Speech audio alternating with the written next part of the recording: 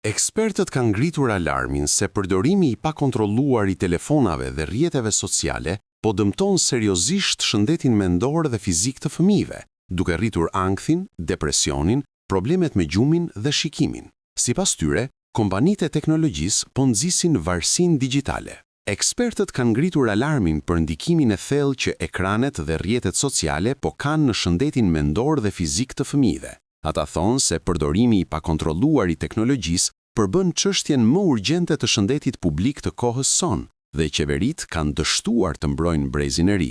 Mjeku i njohur Rangan Chatterjee rrëfen rastin e një 16-vjeçari që kishte përfunduar në spital pas një tentative vetvrasje. Në vend që të niste menjëherë trajtimin me antidepresiv, ai vendosi të analizonte stilin e jetesës së adoleshentit. U zbulua se ai kalonte shumë orë para ekranit, sidomos në mbrëmje. Pas vendosjes rregullave të thjeshta, fikja e pajisjeve një orë para gjumit dhe kufizimi gradual i rrjeteve sociale, gjendja e tij u përmirësua ndjeshëm brenda pak javësh.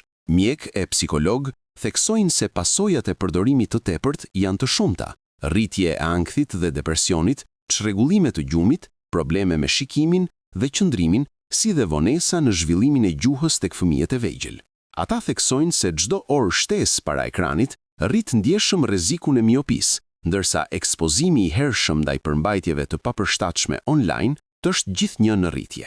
Sipas ekspertëve, kompanitë e teknologjisë kanë ndërtuar modele biznesi që synojnë varësinë digjitale, ndërsa fëmijët janë më të pambrojturit, pasi pjesa e trurit përgjegjëse për vetkontrollin zhvillohet plotësisht vetëm pas moshës 25 vjeç.